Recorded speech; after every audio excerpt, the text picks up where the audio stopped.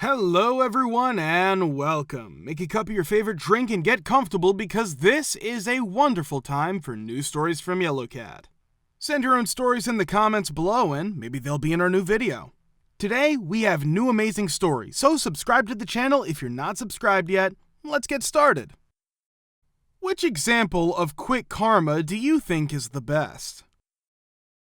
A good number of years ago, I found employment in a manufacturing facility for the first time. My dream job in a factory is to work as a maintenance mechanic, so I was thrilled when I was offered one of those positions here. So when I got there for my first day of work, I found out that they had hired someone else for the same job description as me.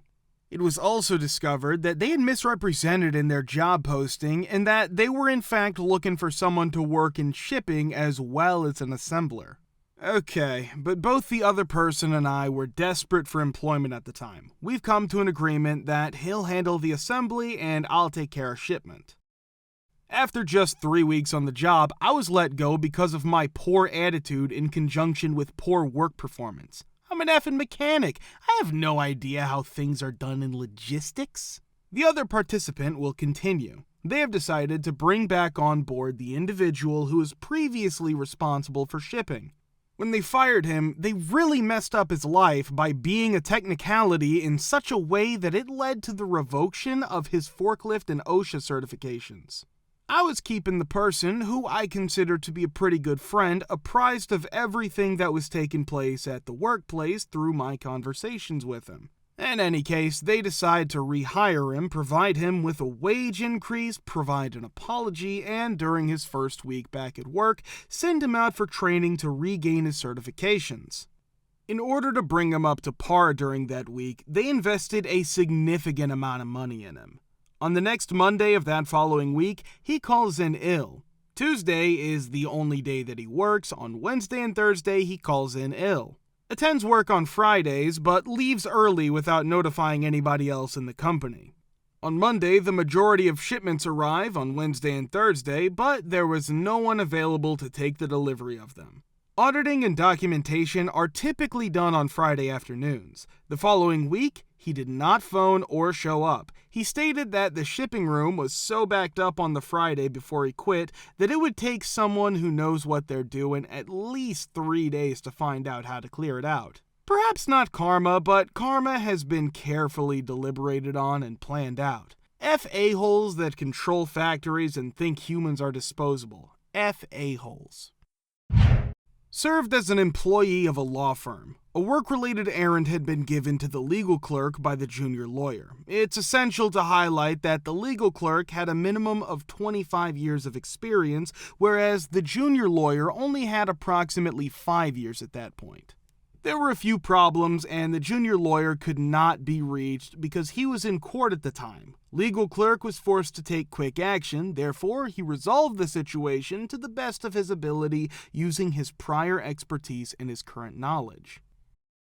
After legal clerk returned to the office and informed junior lawyer of his activities, junior lawyer proceeded to yell and scream at him for acting without instructions and for the fact that the action performed was incorrect. Junior lawyer was upset that legal clerk had taken the wrong step. Junior lawyer might have simply stated it in an even tone or shown gratitude that the matter had been fixed, but instead junior lawyer put on his big boy pants and went to town on legal clerk. Junior lawyer could have said it in an even tone or expressed gratitude that the issue had been resolved. He yelled at legal clerk for what felt like an hour straight. I was able to hear the entire conversation from where I was standing. Finally, everything returns to normal and we can get back to work. Junior lawyer goes to senior lawyer to relate story in an effort to make himself feel more important and possibly to get legal clerk into more difficulty. Junior lawyer's goal is to bring legal clerk into further problems. It did not turn out the way that was anticipated. The senior lawyer believes that the legal clerk made the right decision, that junior lawyer's proposed solution to the issue was ridiculous, and that there was no way it could have been successful. Additionally, that junior lawyer is needed to maintain better communication with the legal clerk. Senior lawyer then continues to berate junior lawyer for the better part of 2 hours. I was also able to hear it from where I was sitting. It was a beautiful moment. My boss got instant karma for making fun of me. Since I didn't have to work today, I cut the tip of my finger on a bread knife while making breakfast. After finishing, I went to urgent care. Even though it didn't need stitches, the doctor put some stera strips on it and told me not to use it or type on it for a day or two. I told my boss at work the next morning that I couldn't type for a few days and that I needed to do some other kind of customer service because of it. She said it was fine. As I left the room, I realized I needed to tell her something else. On my way back, I heard her making fun of my injury. She was almost done when she hit her hand on the door of the 1-ton safe by mistake. I gave her a laugh and told her she was a jerk. She told me that I did deserve that.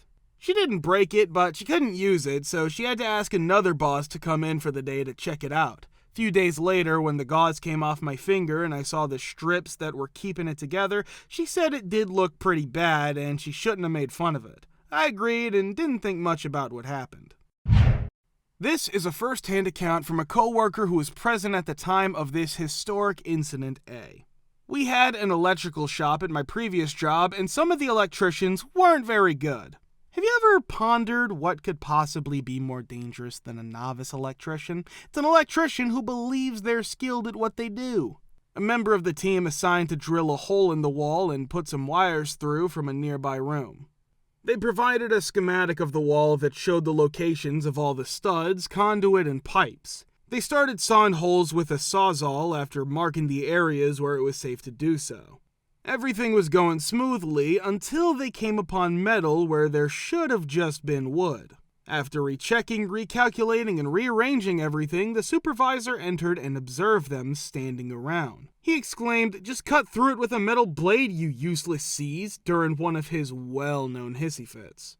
"I have to handle everything around here, Jesus H. Christ." He was ranting the entire time he was aligning and changing the blade. As he sliced through the metal, the building's electricity was cut off. Significant conduit was involved, and enough breakers were set off by it for the main one to trip and completely cut off the electricity. That stupid error cost him a lot of money. He could have cut a whole month off that project if he had just taken the time to hear what his employees had to say and trusted that they knew anything about what they were doing. Describe what happened so that you realize that the HOA in its current form should not exist. I hated my NHOA. After a year-long battle with monthly penalties over a dead tree that wasn't in my backyard, and after being fined for my kids' friends' bicycles being in the front yard while they were playing in the house, I made the decision to leave. I made the decision to relocate to my home state, which is 2 time zones away if I was going to do so. House painted both inside and exterior in preparation for sale. Had my deck refinished by a crew. The works for a new carpet, placed house up for sale within a day. It was under contract with many bids. I hired a moving truck to haul away everything I owned, and a few days later my new HOA-free house was waiting for me in storage. I received a call from my realtor informing me that the sale of the house I was selling had fallen through because the paid HOA and slimeball, who should be shot in the head, had determined that the restoration of my 3-year-old HOA-approved deck was a new installation done without permission from the HOA. HOA D-Canoe swiftly filed a notice to place a lien on my home owing to an unapproved deck after sending me a notice, which ultimately took 3 weeks to find. Once the title business informed the buyer of the impending lien, the buyer left. That's why my contingent purchase of the new house fell through. Overall, it took more than 2 months to resolve the situation because I had to fight through a lawyer for a month, find a new buyer, and find a new home to buy while my copy of the HOA approval for the deck was in storage and I was abroad trying to take a D-vacation between homes and jobs. The extra expenses incurred totaled about $10,000. HOAs used to irritate me. Now that I think about it, I believe they ought to be outlawed in their current form, and that this specific nasty evil HOAN has to go away because her existence contaminates the air I breathe. I have a serious leak in my condo's wall. Living on the first level, I experienced a serious leak from several wall/foundation fissures as a result of the HOA's careless maintenance of the building. I notified the HOA after my homeowners association. According to the HOA, a contractor will be sent to evaluate and make repairs. When I returned to the HOA a week later and there had been no communication from the contractor, they were quite irate. They had phoned the contractor in front of me, scolded them, and then promised to get in touch. In the end, it took them 29 days to repair the structural harm. In 13 days, the homeowner's insurance adjuster arrived to make an assessment. I worked with a close friend of mine who handled public house adjustments, and he helped me with my insurance claim. Because there was water in my walls, he advised that we get water restoration done as soon as possible. That day, they tore off my baseboard and made incisions in my wall, discovering a mass of mold. In my home, they installed plastic containment barriers along with a variety of air purification and moisture-reducing devices. Now, my apartment's back wall was made entirely of plastic and loud machines were operating non-stop. The repair of the outside damage to the building was a must for the water restoration crew to wrap up their work. It took them 29 days, so I had to live with that BE for more than 2 weeks. I was on their A to get an invoice once they repaired the exterior damage so I could show the INS that the job was complete and permit water restoration to tear down the water-damaged wall and remove the mold. It took this contractor 14 GD days to put what he did on paper. To obtain this invoice, I had to provide certified letters from a lawyer, a personal acquaintance completed it for free.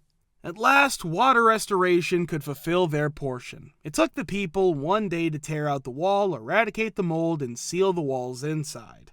To get all the necessary testing and all that BS, I had to deal with a mold specialist.